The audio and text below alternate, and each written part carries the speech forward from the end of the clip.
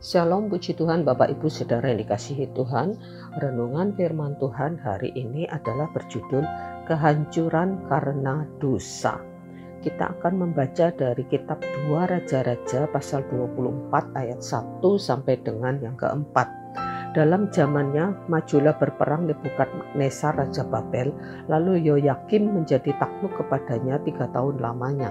Tetapi kemudian Yoyakim berbalik dan memberontak terhadap dia. Tuhan menyuruh gerombolan-gerombolan Kasdim, gerombolan-gerombolan Aram, gerombolan-gerombolan Moab, dan gerombolan-gerombolan Bani Amon melawan Yoyakim. Ia menyuruh mereka melawan Yehuda untuk membinasakannya sesuai dengan firman Tuhan yang diucapkannya dengan perantaraan para hambanya, yaitu para nabi.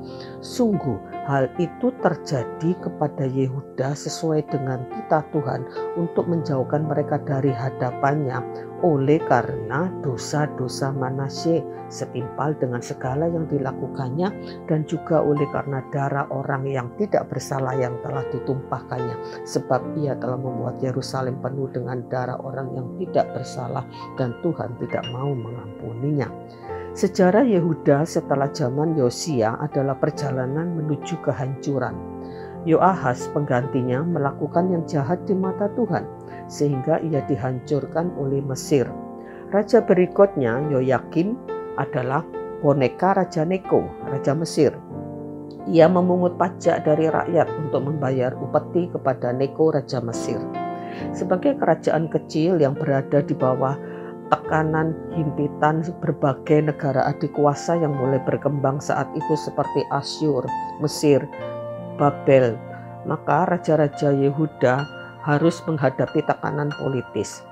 Ketika Babel menguat dan menggantikan Mesir yang melemah, Yoyakim akhirnya diserang oleh Nebukadnezar dan rakyat Yerusalem akhirnya dibuang ke Babel. Tertulis dalam pasal 2 Raja-Raja 24 itu di ayat yang ke-8 sampai 14. Raja-raja yang memilih takluk kepada kekuatan adidaya sering dapat bertahan lama dan terlihat berkuasa. Mereka menyembah ilah dari kerajaan Asyur, Mesir, atau Babel sebagai langkah politis yang cerdas untuk menyelamatkan diri, seperti Raja Manasye yang jahat namun berkuasa paling lama 55 tahun. Raja Manasye berkuasa. Namun jangan dilupakan bahwa suatu saat dosa akan berakibat kehancuran. Itulah yang tertulis tadi di ayat yang ketiga yang kita baca, bahwa sungguh hal itu terjadi kepada Yehuda sesuai dengan titah Tuhan oleh karena dosa-dosa Manasye setimpal dengan segala yang dilakukannya. Maka bergantung pada Allah adalah salah satu atau satu-satunya pilihan yang terbaik. Banyak orang Kristen yang menjalani hidup seperti raja-raja Yehuda.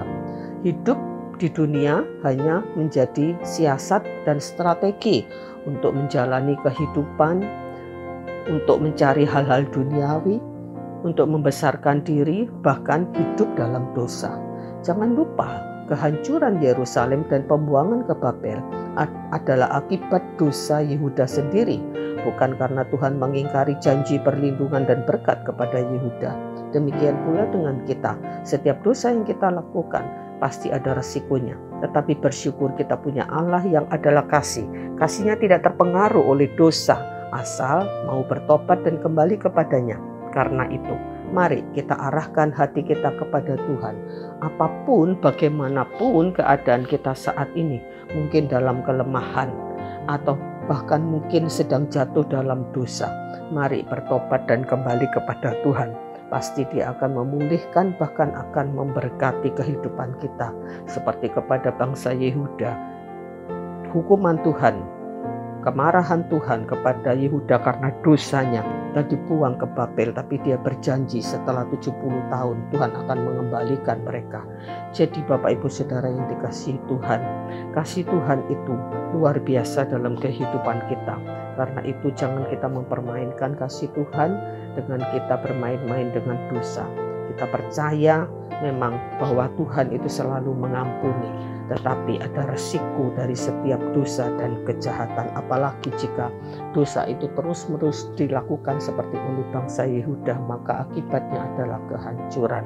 Jadi mari Bapak Ibu Saudara yang dikasihi Tuhan, kita berhati-hati dengan kehidupan kita, kita menjagai kehidupan kita, kita arahkan hati kita sepenuhnya hanya untuk mencari perkara-perkara Tuhan, hanya untuk melakukan kehendak-Nya. Dan kita yakin berkat Tuhan, perlindungan Tuhan akan menyertai sepanjang kehidupan kita. Amin. Puji Tuhan. Mari kita berdoa. Terima kasih buat firman-Mu pagi hari ini yang mengingatkan kami Tuhan bahwa setiap dosa itu pasti berisiko ya Tuhan. Karena itu tolong kami untuk menjagai kehidupan kami, untuk kami tidak mempermainkan kasih karunia Tuhan, tapi kami justru menghargai kasih karunia Tuhan dengan kami hidup dalam kehendak Tuhan, hidup dalam ketaatan, hidup di dalam perintah-perintah Tuhan. Terpujilah Engkau Tuhan, mampukan kami dan kami Tuhan bisa bertahan di tengah-tengah dunia yang penuh dengan dosa. Kami boleh bertahan hidup dalam kebenaran, dan Engkau ya Tuhan akan menolong kami ya Tuhan, untuk kami sampai kepada rencana dan kehendak Tuhan yang sempurna bagi kami. Terima kasih Bapa, dalam nama Yesus kami berdoa. Amin. Puji Tuhan, Tuhan memberkati.